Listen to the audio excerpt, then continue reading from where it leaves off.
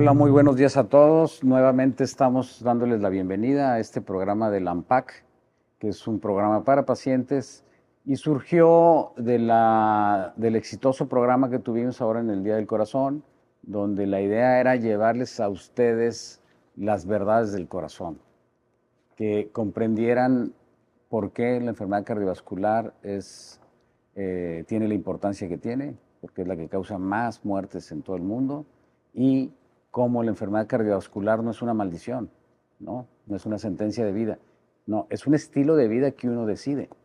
Para que un niño, un adolescente, sea sano, hay que enseñarle un buen estilo de vida. De entrada tenemos una carga de genes que puede ser desfavorable, pero incluso aún así, contra la adversidad podemos conseguir que la gente tenga más salud cardiovascular. Y bueno, a raíz de ese importante programa que hicimos y que agradecemos, tuvimos más de 700 entradas de gente y bastantes preguntas, surgió la necesidad de hacer este programa donde la idea es contestar las preguntas que fueron más reiteradas, más frecuentes y más importantes. Y para eso me permití invitar a dos grandes colegas, excelentes en el campo de la nutrición, la licenciada Kikei Sato, que ella es nutrióloga y experta en todos los temas de nutrición y salud cardiovascular. Y aquí a la izquierda está un gran colega, amigo, también microcirujano, especialista en nutrición, el doctor Manuel Covarrubias. Entonces, bueno, vamos a empezar. Pues vamos a empezar con Kikei. Aquí Claudia Martínez nos pregunta, Kikei, ¿cuáles son los mejores alimentos para cuidar la salud del corazón? Sí, claro, doctor. Yo agregaría a mi dieta especialmente aceite de oliva, aguacate, algunos frutos secos como las almendras, algunas semillas como la chía, la linaza. Agregaría también algunos mariscos por su contenido de omega 3. Estamos hablando de sardinas, salmón, pescado. Así también agregaría algunos aceites como mantequilla clarificada, que es el ghee, inclusive hasta el chocolate amargo. Esos podrían ser algunos alimentos que pueden estar en tu dieta básica y muchos de la canasta básica. Qué bueno que mencionas eso porque la gente tiene el concepto de que este tipo de alimentos tiene un costo mayor que la chatarra que compramos. Ahí tienes una idea, porque pues yo la verdad no voy al mercado, pero tienes una idea si realmente esto es cierto o es algo que sobreestimamos.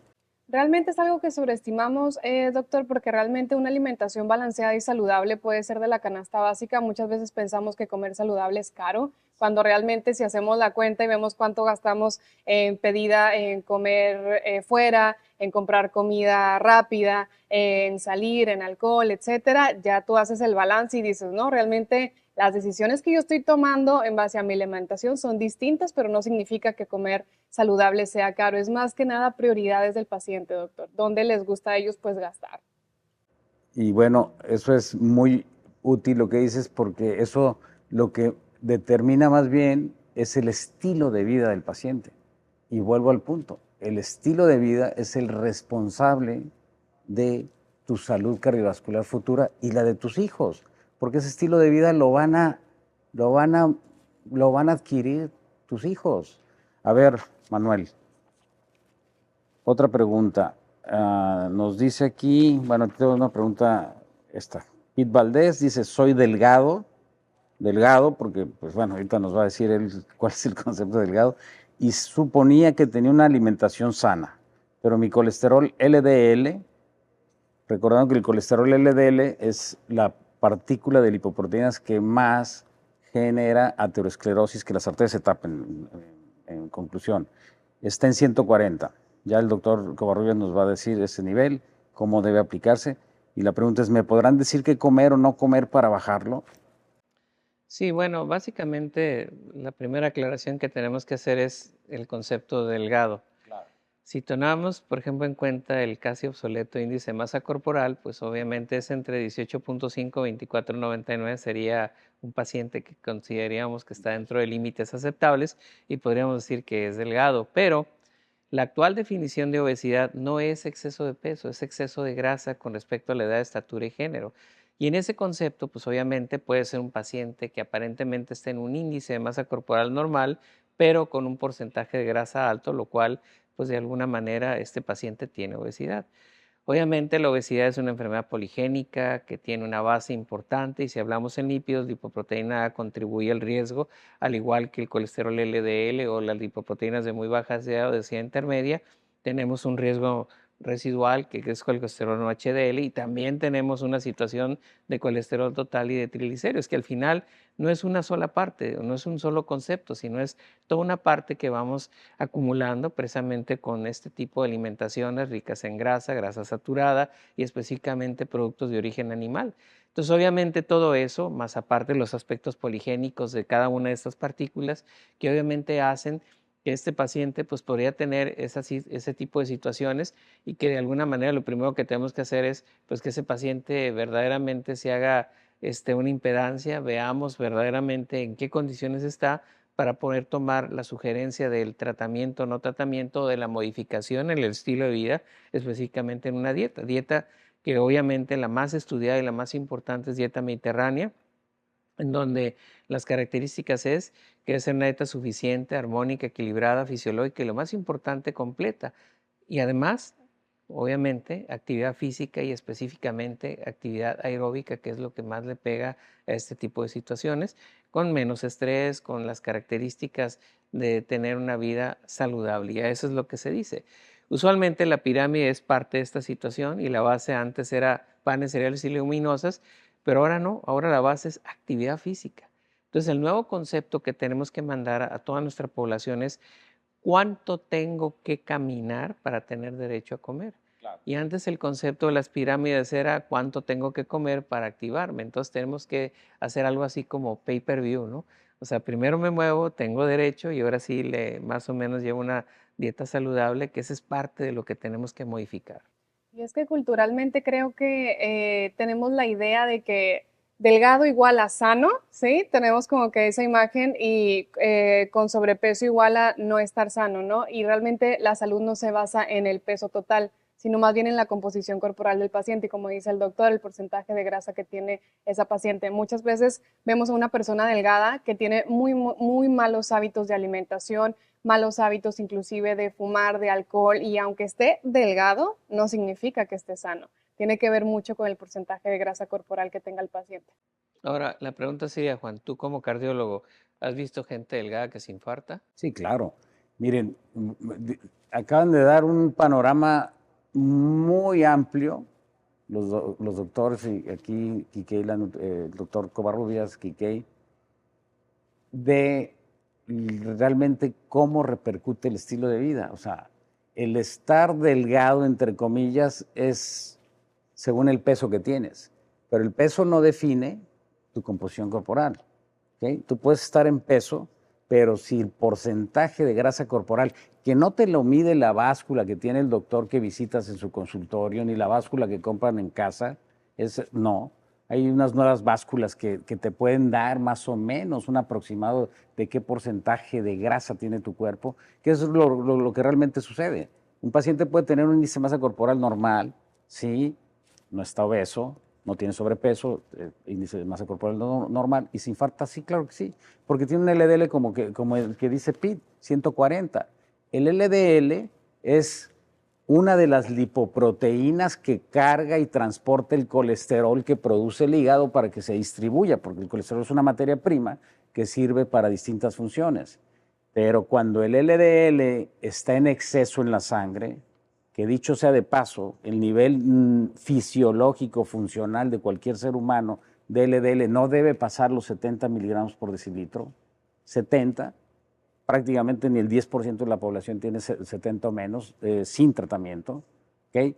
Entonces, por eso la mayor parte de la gente tiene un LDL que está en cifras más altas y ese LDL, nosotros como cardiólogos, lo tenemos que ligar para definir si hay que darle tratamiento al paciente en función del nivel de riesgo que tiene el paciente. Si Pete fuma, su nivel de riesgo y tiene más de 45 años, ya el nivel de riesgo ya se volvió intermedio a alto. Si es delgado, pero es hipertenso y fuma y tiene más de 45 años, ese Pete debe tener un LDL por debajo de los 70 miligramos por decilitro, es lo ideal, cuando menos de 100. Entonces el LDL en ese valor, a lo mejor para una persona joven que no tiene ningún factor de riesgo, que no fuma, no es hipertenso, no tiene sobrepeso, no es diabético, pues a lo mejor el LDL pues no debería tratarse. Yo digo a lo mejor, porque cualquier individuo tiene que tener en la categoría de riesgo más bajo un LDL por debajo de 110. Si no tiene 110 o menos, si tiene bajo riesgo, hay que tratarlo, ¿sí? Entonces yo creo que Pete sí tiene su colesterol alto, no depende de la alimentación, vuelvo al punto. Hay más de 1000 mutaciones genéticas que generan dislipidemias. La dislipidemia es una dismetabolia. ¿Qué es eso? Una alteración en el metabolismo de qué? Lípidos es grasa, entonces de las grasas. Entonces, la forma más común de colesterol elevado en la población, al azar, es la dislipidemia heterocigota familiar, que se ve de una prevalencia, es decir, un número de casos de alrededor de 250, 500 en población abierta. Entonces, eso genera que la prevalencia de colesterol elevado en población abierta sea entre 30 y 40% en cualquier parte del mundo. Ojo, por eso la enfermedad cardiovascular es tan alta. Y lo acabas de decir, el concepto dieta se modificó. El concepto dieta se modificó hacia cambiar la estructura y me gustó mucho ese concepto. ¿Qué tanto te mueves? ¿Qué tanto ejercicio haces? Es lo que tienes derecho. Habría que darle un bono al paciente, decirle, bueno, puedes comer ya estas calorías y cerrar las calorías al nivel mágico de calorías perfectas que debe tener un paciente. Conclusión, los pacientes delgados también se infartan y delgados, pues no quiere decir que no tengan exceso de grasa. A ver, otra pregunta. Aquí a Kikei. Vámonos. A ver, Kikei. Javier Alonso, los alimentos procesados, está buena, porque eso es lo que compra la gente. Sí, procesados, yo le agregaría ultraprocesados, que están peor esos todavía. Sí, realmente afectan la salud cardiovascular. Sí, definitivamente. Los alimentos procesados creo que son el enemigo número uno de enfermedades cardiovasculares. Justamente por la composición de estos alimentos, hacer ultraprocesados significa que ya están muy alejanos de ser alimentos naturales como vienen en la tierra, que somos a los que nosotros estamos diseñados a consumir alimentos totalmente de un solo ingrediente. ¿Cuándo hemos visto una manzana con una lista de ingredientes interminable, doctor? Jamás. ¿Cuándo hemos visto a las almendras con una lista de ingredientes, colorantes artificiales, sustancias, etcétera? Jamás. Entonces, los alimentos ultraprocesados están relacionados con enfermedades cardiovasculares de manera directa y creo que son el enemigo número uno. Mi recomendación es bajar la frecuencia y el consumo de estos alimentos, dejarlo para ocasiones muy puntuales, o sea, no que sea nuestro día a día, sino más bien que lo agreguemos en alguna salida muy puntual, esporádica, rara, pero que no sean los alimentos que están en nuestra casa. Porque ¿cómo es posible que si se supone que nuestro lugar seguro es nuestro hogar, ahí mismo tengamos los alimentos que nos estén enfermando? Excelente, y ojo, aquí hay un gran tema con la industria alimentaria. Todos estos procesos lo que hacen es agregar edulcorantes artificiales a los azúcares que ya trae el alimento, edulcorantes artificiales y saborizantes artificiales. El problema de estas sustancias es que tienen un efecto adictivo en el hipotálamo, que es una zona del cerebro donde están los centros de adicción y saciedad, de hambre, saciedad, adicción a muchas sustancias. Así como hay adicción a las drogas, hay adicción a esos sabores, ¿sí? Se vuelve una situación de necesidad y como cuando la gente tiene hambre, como cuando van a mi consultorio, le digo, bueno, ¿por qué no rebana un pepino y se lo come?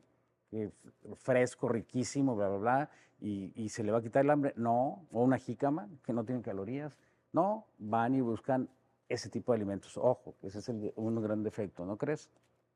Sí, definitivamente, ese tipo de situaciones, una de las cosas que dentro de salud pública es importante es aprender a enseñar a cada uno de nuestros pacientes a leer etiquetas. Eso es fundamental. A partir del 94, el Departamento de Agricultura de Estados Unidos por primera vez tiene a bien hacer ese tipo de situaciones y lo hizo como ley y a nivel mundial pues ya existe. Y actualmente nuestro gobierno pues les puso un circulote grandote, exceso de calorías, exceso de grasa, exceso, y aún así estamos ciegos, no lo vemos. ¿Cómo es posible? Por ejemplo, fíjense, si yo diseño un desayuno rapidito, que sea un huevo con un jamoncito No tiene problemas el huevo, ¿eh? con 98% libre de grasa, y luego tengo un vaso de leche al 0%, 250 mililitros, con una porción de plátano, 70 gramos, con una situación de avena, ¿verdad? Y le echo la lechita, le pongo el plátano, ya tenemos un platillo, y tengo el huevito y el jamón, y entonces podría ser para ese paciente un omelette con verduritas y con lechuguita y con alfalfa, y le pongo aguacatito. Entonces es un súper desayuno. Eso serían escasamente 500 calorías. Si yo me consumo un sneaker de 105 gramos, 3 onzas y media, me da 510 calorías. Entonces, vean la diferencia entre verdaderamente saber comer de no saber, claro. Aparte, obviamente, ese producto tiene todo lo que has mencionado, Juan, productos edulcorantes, tiene sustancias químicas y preservativos y aditivos. Y al final, si hablamos verdaderamente si ese es un verdadero chocolate, pues por supuesto que no, ¿verdad? Como lo mencionó ya Quique, pues chocolate es chocolate y el chocolate originalmente es amargo y básicamente como antioxidante es el más importante que tenemos en el mundo. Todo el mundo debería consumir un cuadrito diario como parte de esta situación. Entonces vean lo importante de leer esas etiquetas, de tener conciencia, y muchas veces nos dicen, no, pues este panecito de 12 granos, pero ya cuando vemos obviamente 50 gramos, pues tiene 160 calorías. Yo me como un sándwich, nada más de 2 panecitos son 360 calorías. Y obviamente si hago ajustes y veo otras posibilidades más sanas, pues obviamente hago la gran diferencia. Entonces es algo que tenemos que modificar, es algo que además tiene exceso de sal. Sabes que Sí, dentro además, de los dulces tienes sodio, sal. Exacto, pero el sodio más importante está Sí. en los panes de barra. Curiosamente es una cantidad enorme para que le dé consistencia, para que le dé ese sabor importante. Entonces, obviamente, tú lo sabes, el sodio juega un papel fundamental en la génesis ya de la hipertensión y el sistema de angiotensina aldosterona, que afecta a todo este tipo de situaciones. Entonces, esa es parte de esta información, que la gente se eduque, esa es la palabra correcta, que aprenda a hacer los cambios. Bueno, vamos a continuar, nos vamos a ir rápido porque son muchas y no vamos a alcanzar. Abraham González, ¿cómo bajarle al hígado graso, valga la redundancia, la grasa? Muy bien, esta es una excelente pregunta. Actualmente, dentro de los aspectos cardiometabólicos renales globales, el hígado es una de las partes fundamentales, que desafortunadamente en Estados Unidos ya es la causa más importante de insuficiencia hepática, y antes, en etapas anteriores, la causa más importante de hígado graso era alcohólica, ahora es no alcohólica. ¿Qué quiere decir? Que definitivamente, recuerden, en el aspecto metabólico intermediario, cuando nosotros consumimos azúcar, pues inmediatamente obviamente se libera insulina. ¿Qué hace la insulina? Saca el exceso de azúcar en el torrente circulatorio y la manda una parte al hígado y la otra al músculo. Esto, si el paciente continúa ingiriendo cantidades importantes de azúcar, pues sigue nuevamente liberando insulina, metiendo más azúcar al hígado y más azúcar al músculo. Pero llega un momento en que tanto el hígado como el músculo, dependiendo de la actividad y las características de cada uno de los pacientes, pues se satura, se llena. Y una vez que se llena, inmediatamente esa energía que está acumulada pues se traduce en grasa, y entonces ahí aparece el famoso hígado graso y aparece la grasa intramiocelular, que es la responsable de resistencia periférica a la insulina. Obviamente estos pacientes, pues si sigue aumentando, pues esto puede crecer a esteatosis hepática o hígado graso grado 1, grado 2, grado 3, y obviamente ahí ya cambia de tener un cambio graso a tener una cirrosis hepática. Y obviamente una fibrosis que se relaciona ya con datos más hacia adelante de insuficiencia hepática. Pero a final de cuentas, ¿qué es lo que tenemos que hacer? Pues precisamente esa parte, nuevamente vigilar el aspecto calórico, llevar el estilo de vida saludable, que ese paciente haga actividad física con constancia y regularidad. Y la pregunta es muy común en mis pacientes, siempre me dicen, doctor, ¿y cuántos días tengo que moverme a la semana? Y mi contestación es tajante, nomás los días que comas, ¿verdad? Entonces eso es muy sencillito, así es esa parte que complementa. ¿Y qué es lo que pasa cuando tenemos un paciente con obesidad? Desafortunadamente, mucha grasa y poco músculo. El músculo básicamente genera un organito celular que es fundamental tanto en el proceso de energía como respiración celular que se llama mitocondria. Y eso es ya metabólicamente hablando y desde el punto de vista químico se manifiesta en el ciclo de Krebs, que es ahí donde se hace todo esto. Pero ¿cuál es la cualidad de la mitocondria? ¿Cuál es el ingrediente más importante que consume y el único que consume? Grasa. Entonces tenemos chiquito músculo, poquitas mitocondrias, no hay consumo de grasa. Y entonces ese paciente obviamente por eso se vuelve vulnerable incluso no nada más desde el punto de vista metabólico, sino desde el punto de vista articular y de movimiento, a ser vulnerable a caerse, a tener fracturas prematuras y a tener toda una serie de alteraciones importantes. Entonces de ahí la importancia de, hablando de la composición corporal, pues de incrementar ese músculo y perder esa grasa, y eso es lo que nos favorece definitivamente el aspecto cardiometabólico global e hígado graso. Adicional a lo que el doctor comenta, algunas pautas nutricionales que me gusta manejar con mis pacientes, por ejemplo, es bajar también el consumo de jugos, de frutas, doctor. Así también aumentar el consumo de fibra, aumentar el consumo de proteína, a no hacer tantas comidas en el día, será también una buena pauta. Y además bajar el consumo de carbohidratos, especialmente aquellos carbohidratos almidonados como arroz, papa, el movimiento esencial, la actividad física, especialmente de fuerza y cardiovascular, serían buenas mancuernas en bajar el hígado graso. Excelente, y volvemos al punto, todo es un estilo de vida ligado a nuestros hábitos, y nuestros hábitos alimentarios son la causa principal aquí en México y en todo el mundo del gran impacto que hay en la salud cardiovascular. ¿Por qué?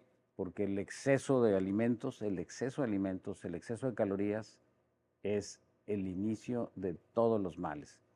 Eso es lo que genera sobrepeso, obesidad. La obesidad está relacionada a más de 200 consecuencias en el organismo, a las principales enfermedades cardiovasculares y no cardiovasculares, osteoarticulares, hígado graso, en fin. La obesidad está detrás de todo eso, entonces la obesidad la generamos nosotros. No nacemos obesos, no nacemos obesos. Si el niño, de chiquito es obeso, pues es porque le están dando de comer mal. Podemos tener una predisposición genética, eso sí, pero entonces tenemos un hándicap en contra, tenemos que cuidarnos más. Y bueno, yo creo que vamos a ver rapidín, y esta pues la voy a hacer porque la hizo mi hermana Claudia. Dice, ¿qué equipo multidisciplinario se recomienda para el síndrome metabólico? Sí, bueno, definitivamente, pues la presencia de un nutriólogo, de un preparador físico, de un psicólogo, de un médico, de un especialista, si ya hay complicaciones cardiometabólicas renales que de alguna manera nos ayuden a hacer todo este tratamiento. Si nosotros, por ejemplo, tenemos un paciente rapidísimo con una tasa de filtración glomerular por abajo de 60, que ya tiene una enfermedad renal crónica, tiene una insuficiencia cardíaca con fracción de eyección preservada, pues obviamente es un paciente complicado que ya tiene la necesidad de pasar a un especialista para que verdaderamente se valore tanto el aspecto renal como cardíaco para tener precisamente la posibilidad de tener ese paciente y evitar una consecuencia mayor que podría ser un accidente vascular cerebral, que puede ser una arritmia, que puede ser un infarto de miocardio y obviamente una insuficiencia cardíaca o una insuficiencia renal que termine ese paciente obviamente hemodializado o con trasplante renal. Entonces, son cosas que verdaderamente ahora tenemos que valorar, tenemos que estratificar el riesgo, tenemos que pedir todo el panel de estudios complementarios, cómo está su hemoglobina glucosilada, cómo está su creatinina, cómo está su ácido úrico, cómo están todos los parámetros de transaminasa glucámico, pirúvico, oxalacética, gamma-glutamato, transpetirasa, que precisamente nos habla de ese hígado graso, y entonces en base a ese fenotipo, hacer un tratamiento específico, bordado a mano, para cada uno de nuestros pacientes. Aquí lo importante es para que el público entienda, síndrome metabólico es un concepto que lo que está detrás de él es lo importante. El síndrome metabólico es la expresión de un conglomerado de factores de riesgo que tiene el paciente, que empieza con el sobrepeso o con la obesidad. Y de ahí sigue la hipertensión, los problemas de lípidos, de grasas, colesterol o triglicéridos. Habitualmente el paciente obeso o con sobrepeso, el perfil de grasas que tiene es el que más provoca que las arterias generen placas de aterosclerosis que las tapan y los infartan, que es un colesterol total que no está tan elevado, puede estar alrededor de los 220, 230, un LDL que puede estar ligeramente elevado como el de PIT, 140, pero un HDL muy bajo, ¿sí? Entonces, y los triglicéridos pueden estar hacia arriba de 150. Yo con que estén arriba de 150 ya están altos. Entonces, son perfiles de lípidos que está un poquito alto, un poquito, y muchos médicos no los tratan, y el paciente se va con la confianza de que con dieta lo va a corregir. No, con dieta lo va a corregir cuando baje 5, 7, 10, 12, 15 o 20 kilos, dependiendo del grado de sobrepeso o obesidad que tenga. Entonces, es importante, ese conglomerado implica la presencia de esos problemas de salud, incrementa el riesgo de un evento cardiovascular, que ahora el concepto es cardiorrenal, porque son los dos órganos más perjudicados, y cerebro, ¿sí? Entonces, incrementa el riesgo hasta 24, 28 veces. Entonces, ojo, volvemos al punto, estilo de vida saludable, los 8 pasos esenciales de la Asociación Americana del Corazón, aquí los vamos a retomar. Muévete, haz ejercicio.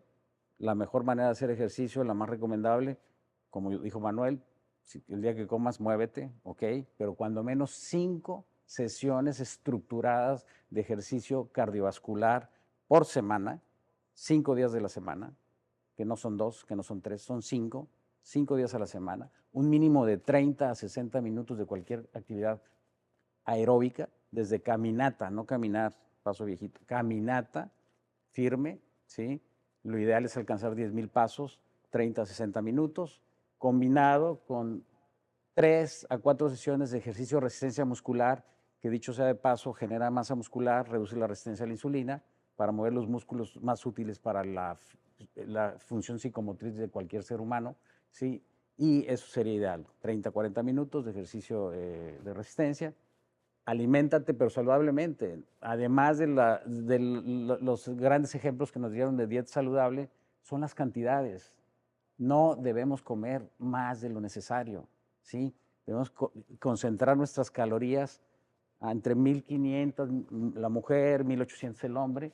Con eso nadie subiría de peso. Pero bueno, para que entiendan, 3 galletas Marías tienen 200 calorías, un Snickers tiene, ¿cuántas dijiste? 500. Y aquí Kike les dijo algo muy importante, los jugos. ¿Creen que los jugos son saludables? No. La fruta es saludable, pero por porción.